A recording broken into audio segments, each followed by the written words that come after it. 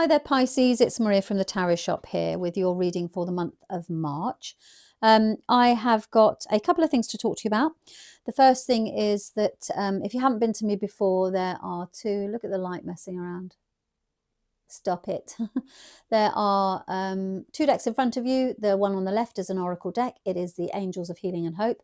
And then to the right is my trusted tarot deck, the Radiant Wise Spirit. It's the mini version. So those two decks, I will pop the details in the description along with links to my Buy Me a Coffee page. So if you feel that you would like to support the channel, although I do drink vats of tea, it really is not much coffee that I drink, but I'll take whatever coffee you give me. Okay, so there's that. Now, astrologically, I am bringing these in because it's so important. At the moment, this is a monumental month. On the 3rd, you've got a full moon in Virgo, and it's a lunar eclipse. So it will highlight and bring to the surface anything that is really your habits, your addictions, if you're addicted to routine, if everything, your organization skills aren't quite what they should be. So it's all about organizing things. So it's a very Virgo energy, and it brings it all up to the surface. So you can expect that on the 3rd. We are having a stellium of Aries at the moment, planets in Aries. And we've already got Saturn, which is all about our boundaries and leadership. So we're kind of like releasing those chains of slavery that don't serve us. That's Saturn. Then you've got Neptune, which is about wishes and dreams. And then Venus, which is about what we're attracted to and what we value. Okay, so you've got a lot of stuff going on here, and it's at a deep level in Aries already. So that's kind of stirring things up. Challenges on leadership. You can see it all playing out. And then on the 10th, Mercury joins Aries as well, goes into Aries as well. So now you can communicate everything. So you're able to be articulate about what it is that you want with connection to all these things that your boundaries, what you dream, you get the general picture. So that comes in at the 10th. You've got Mercury in. And then to top it all off, on the 20th, you have got the eclipse and the sun moves into Aries. So you can see that all throughout the month, there is this conflict going on around leadership and independence for the global stage and also for you as an individual. Okay, so that's quite a moving forward. Now, right, so is that it? Yeah, don't make it fit. If it doesn't feel right, if you don't connect, then don't make this reading fit. Check out your moon and your rising instead. And that's because you don't always operate from your sun energy. You also operate from your moon and or your rising. You can have months where you're purely in touch with your moon. It depends what's happening transit wise in your chart. If you don't know what on earth I'm talking about, go online and do a search for your natal birth chart, and it should help you see, well, what your natal and your moon signs are. Okay. Oh, let the good times roll. I do like that deck. This deck is gorgeous. Okay, so we've got that for Pisces. So that's a lovely card. Spend a moment looking at that.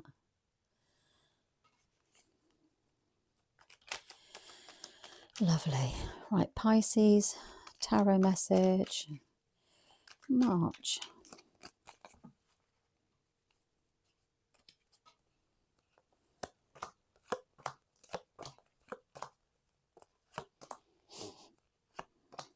There is definitely some of the same of what's going on a global stage going on with you here. Right, okay, you have been going it alone, shall we say. There's some thoughts here around isolation. Either I do it better myself, or I am fed up with doing this on my own. There's something around doing something on your own. And that's because of trust issues. You don't believe that people will either do it as well as you can, or you just don't trust that they'll get it done. And then you've got the Page of Wands, which says, look, there's an opportunity that comes in here. It says, if you considered doing this. Now, it could be that a job opportunity comes in here and you're looking at it and going, okay, but it's around considering avenues. So you're being shown other options, whatever they may be.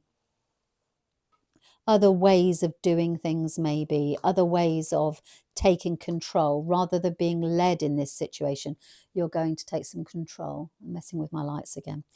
Okay, and then in the center here, you've got the Page of Cups, which is all about um, feeling differently about something. Okay, so you're kind of moving into this phase of emotionally just feeling a little bit more joyful and a little bit more happier. You can see you've got let the good times roll. So I would suggest in the middle of the month, you really start to feel a little bit more joyful, a little bit more fun. And that's around the fact that you actually have done it, whatever done it is. So you've achieved it. You can see that you're defending your position. You've worked hard for this. You've really worked hard for it. And you're standing your ground. Okay. So that's why you feel so optimistic and so um, so determined to rise above all of this, because you have a tendency to take on too much. You've got the 10 of Wands here. So you are burdening yourself here with work. And that's because you don't delegate, because you don't trust people to get it done. Or it actually genuinely is because you are really the only person that can do it. So you've got this whole work theme running through the month here around I've depended my position. I know exactly what I'm going to do, and I'm going to stand up for this because this is the way that it should be done. And as a result of that, you are taking on this responsibility yourself. So there's a lot of work to be done here. And the really good message around this is at the end of the month, you are met with the Fool. And the Fool is the first card in the Major Arcana. The Fool is a wonderful card that means a significant new chapter is about to begin. And you'll get some sign of it, the promise of it, at the end of the month, all in line. If you look around the 20th when things start to... I feel this is a big shift. You will stand your ground. And this is a good thing to do, but it does mean that you've got to do it, whatever it may be. And then, as I said, the Fool comes in and says, right, here we are. I am about to embark on a wonderful new journey towards empowerment. The Strength card makes you stronger, makes you so powerful. If you can look at this gently and not through aggressive and any of that, the Strength card, you can see she's so gentle that she's convinced this beast to open his mouth. So you have enough tenderness within you to tame the beast, and that's the way that you get this done.